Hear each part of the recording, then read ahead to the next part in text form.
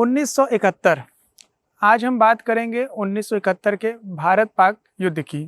ये वो युद्ध था जिसने दुनिया का नक्शा और पाकिस्तान का भूगोल बदल के रख दिया।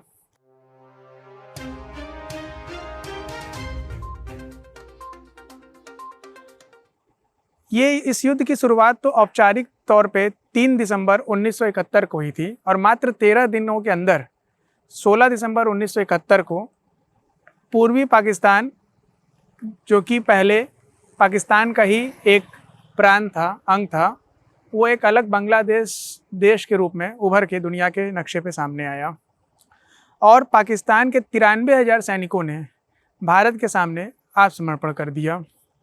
आइए जानते हैं भारत पाकिस्तान के 1971 युद्ध की पृष्ठभूमि। आज दुख भाराक्रांत मन निये आपनादेर सामने हाजिर हয়েছি। शेख मुजीबुर रहमान पूर्वी पाकिस्तान की स्वायत्तता के लिए शुरू से संघर्ष कर रहे थे। उन्होंने इसके लिए 6 सूत्री कार्यक्रम की घोषणा की थी। इन सब बातों से वो पाकिस्तानी शासन की आंख की किरकिरी बन चुके थे।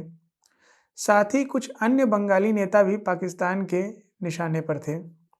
उनके दमन के लिए और बगावत की आवाज़ को हमेशा के लिए दबाने के मकसद से शेख मुजीबुर रहमान और अन्य बंगाली नेताओं पर अलगाववादी आंदोलन के लिए मुकदमा चलाया गया, लेकिन पाकिस्तान की यह चाल खुद उस पर भारी पड़ गई और मुजीबुर रहमान पूर्वी पाकिस्तान के लोगों की नज़र में हीरो बन गए। इससे पाकिस्तान पूरी तरह से बैकफुट पर आ गया और मुजीबुर रहमान के खिलाफ षड्यंत्र के केस को वापस ले लिया। 1970 के आम चुनाव में जब शेख मुजीबुर रहमान की आवामी लीग ने 169 में से 167 सीटें जीत लीं, उसके बाद पाकिस्तान की नेशनल असेंबली, जिसमें कि कुल सीटों की संख्या 313 थी, उसमें इनका बहुमत हो गया। लेकिन कट्टरपंथी पश्चिमी पाकिस्तान के नेता और सैनिक, जो भी उस समय लीडर्स थे, वो नहीं चाहते थे कि कोई बंगाली मूल का व्यक्ति पाकिस्तान पर शासन करे, क्योंकि जिन्ना ने आज़ादी के बाद ही, पाकिस्तान के गठन के बाद ही बोल दिया था कि पाकिस्तान में सिर्फ एक ही लैंग्वेज होगी जो कि उर्दू होगी, और उसी को वो मतलब राष्ट्रीय लैंग्वेज का अपना दर्जा देते थे। पूर्वी पाकिस्तान में आज़ादी का आंदोलन दिन प्रतिदिन तेज होता जा रहा था। पाकिस्तान की सेना ने आंदोलन को दबाने के लिए अत्याचार का सहारा लिया। मार्च 1971 में पाकिस्तानी सेना ने क्रूरतापूर्वक अभियान शुरू किए, जिन्हें ऑपरेशन सर्चलाइट के नाम से जाना जाता है। पूर्वी बंगाल में बड़े पैमाने पर अत्याचार किए गए, हत्या और रेप की इंतहा हो गई। मुजीब को गिरफ्तार कर लिया गया। गिरफ्तारी से बचने के लिए बड़ी संख्या में आवामी लीग के सदस्य भागकर भारत आने लगे। शुरू में तो पाकिस्तानी सेना की 4 इन्फेंट्री ब्रिगेड ही अभियान में शामिल थी, लेकिन बाद में उनकी संख्या बढ़ती चली गई और भारत में शरणार्थी संकट गहराने लगा। 1 साल से भी कम समय के अंदर बांग्लादेश से करीब 90 लाख से 1 करोड़ तक शरणार्थियों ने भागकर भारत के पश्चिम बंगाल और उड़ीसा जैसे राज्यों में शरण ली।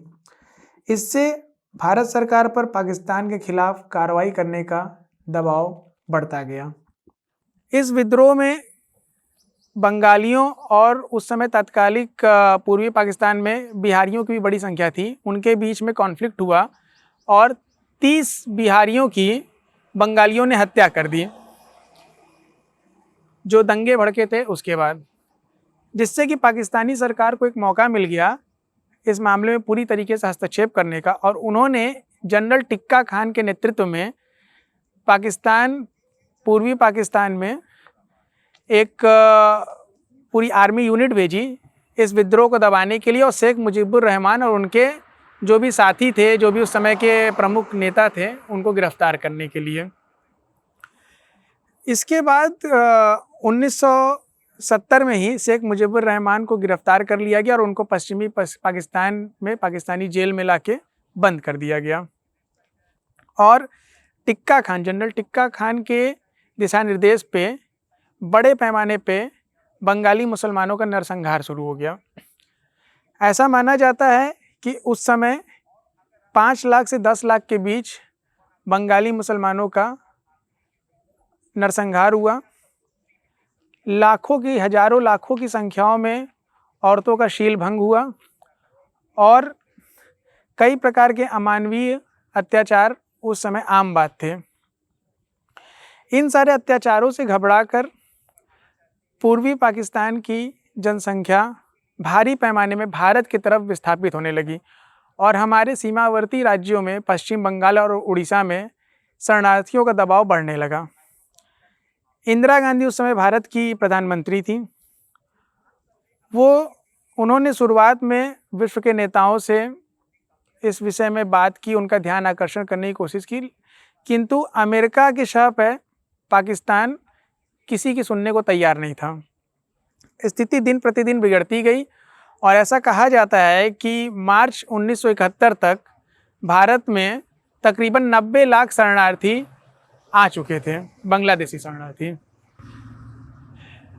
इन सारे घटनाक्रम से इंदिरा गांधी काफ़ी विचलित हुई और उन्होंने 31 मार्च 1971 को भारतीय संसद में ये घोषणा की कि वो पूर्वी पाकिस्तान के नागरिकों की मदद करेंगी और उनको उनके अधिकार दिलाएंगी।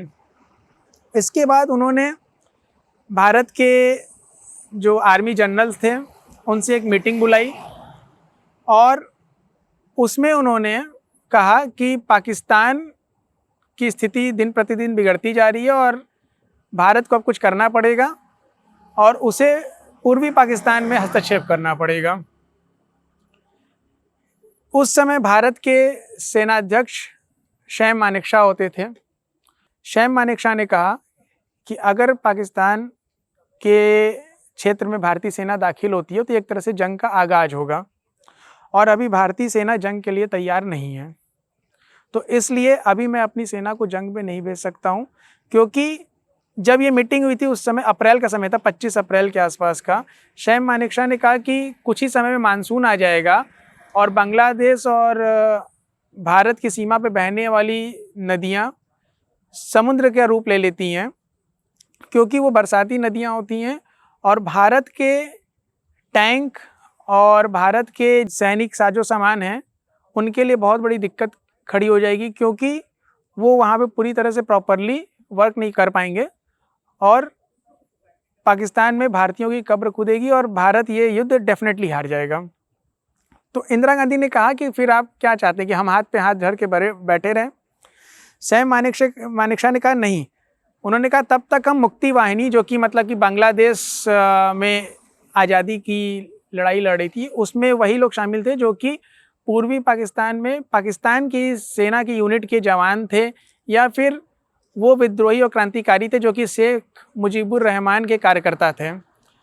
तो भारतीय सेना ने ये डिसाइड किया कि इन सारे लोगों को वो ट्रेनिंग प्रोवाइड करेंगी और इसके अलावा उनको हथियारों साजो सामानों से मुस्तैद किया जाएगा जिसके वो कि पाकिस्तानी सेना का जवाब दे सकें। इस तरह ये घटनाक्रम आगे बढ़ता चला गया।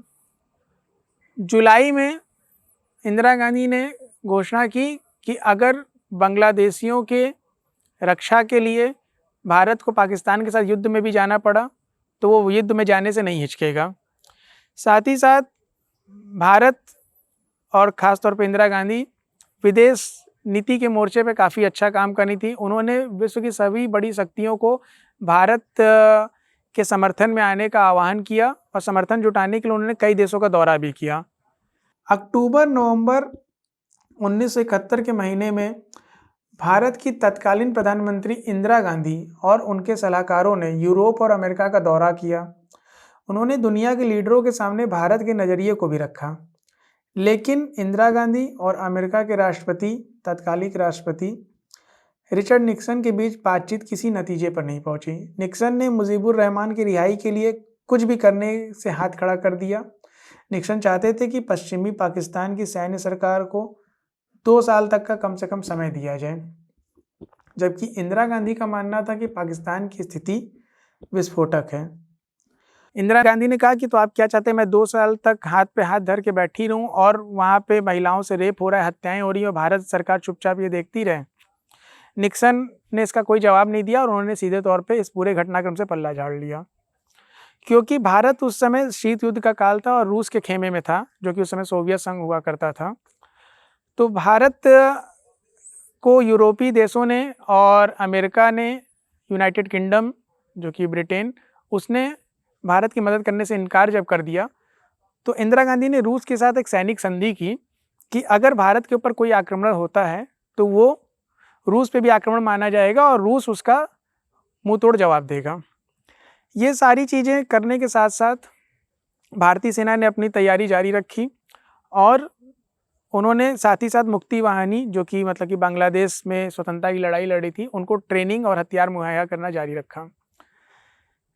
इन्हीं सब को करते करते दिसंबर माह आ गया और 3 दिसंबर 1971 को पाकिस्तान ने ये गलती की कि उसने भारत के 11 एयरबेसों पे बिना किसी पूर्व सूचना के अचानक बमबारी कर दी, जिसमें कि आगरा, जोधपुर, अवंतीपुर, श्रीनगर जैसे महत्वपूर्ण एयरबेस भी शामिल थे। उसके बाद इंदिरा गांधी ने रात को ही आकाशवाणी में घोषणा की कि पाकिस्तान ने भारत पे हमला कर दिया और हम अब फुल फ्लेज वॉर की तरफ जा रहे हैं और हमें पूरा यकीन है कि इसमें भारत की बहादुर सेना की विजय होगी।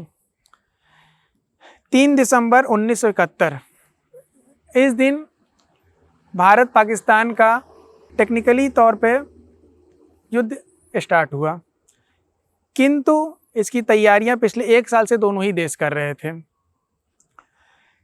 4 दिसंबर को पाकिस्तान ने भारत की राजस्थान राज्य में एक पोस्ट पड़ती है लोंगेवाला, उस पर आक्रमण किया। उस समय वहाँ पे मेजर पुरी की 120 लोगों की एक कंपनी तैनात थी।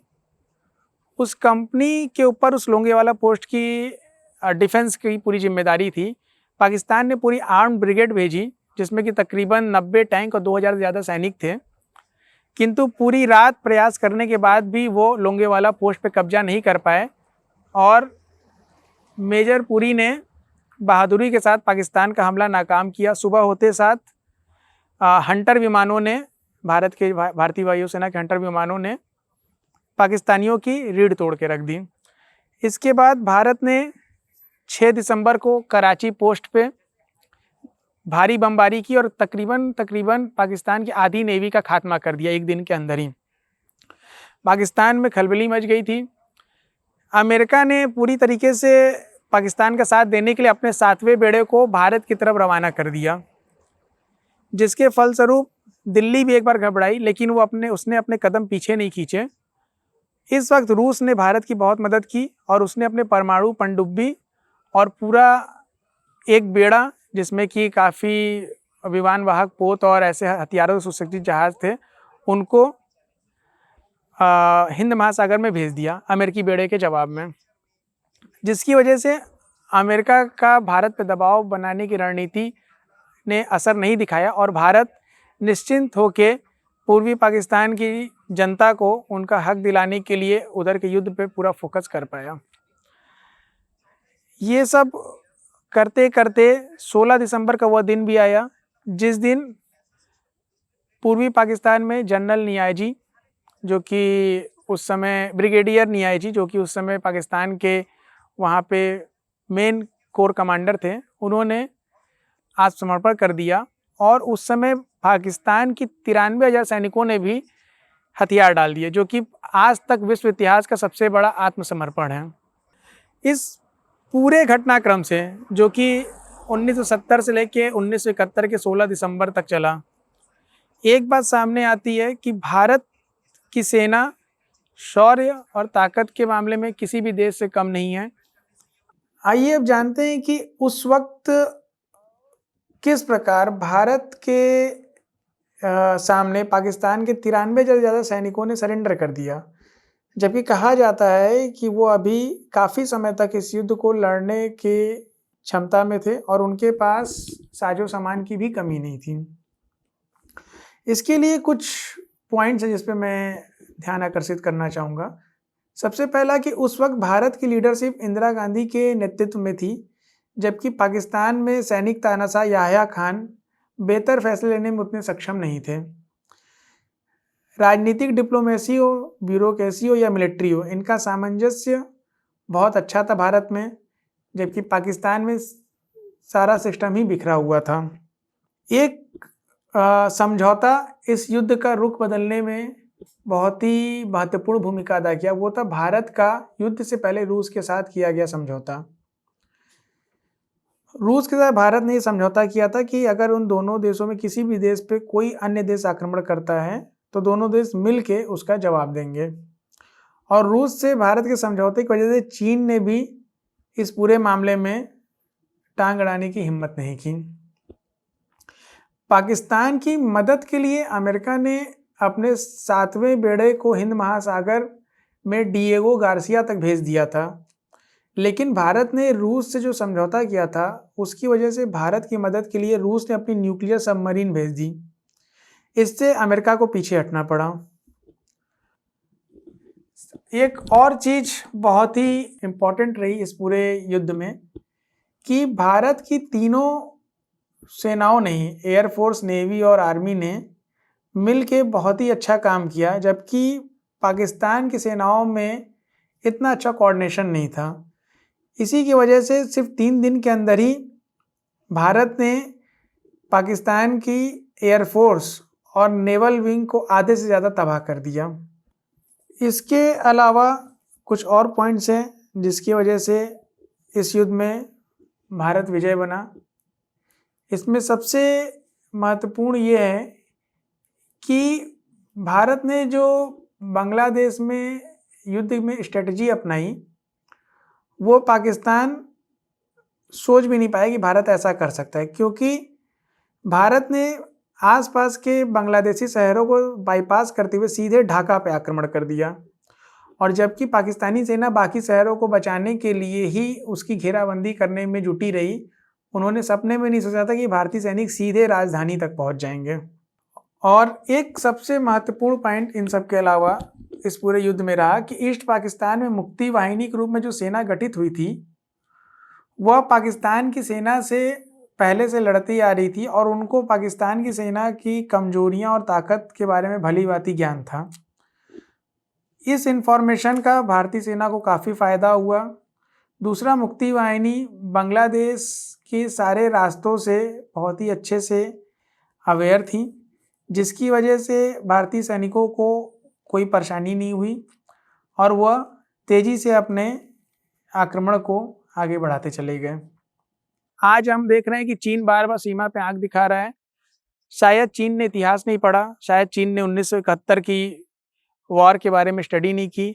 चीन सिर्फ 1962 के युद्ध के बारे में बात करता है जिसमें कि उसने छल से भारत पे हमला किया था, और उस समय भारत में एक ऐसा नेतृत्व था जो कि पूरी तरीके से उसने सेना को भी छूट नहीं दी थी कि वो अपने हिसाब से निर्णय लेके चीन के हमले का जवाबी कार्रवाई कर सके। नहीं तो 1962 के बाद 1965 का युद्ध हो, चाहे 1971 का युद्ध हो या 1999 कारगिल युद्ध हो, हर जगह भारतीय सेना ने अपने शौर्य का परिचय दिया है और हर जगह हम विजयी हुए हैं। तो इस 3 दिसंबर 1971 की घटना और भारत पाकिस्तान के युद्ध से हमें ये शिक्षा मिलती है कि भारत आज भी चीन या पाकिस्तान जैसे देशों से निपटने में सक्षम है, और अगर 2 फ्रंट वॉर होता है तो उसमें भी भारत जरूर विजयी होगा। इन्हीं शुभकामनाओं के साथ जय हिंद।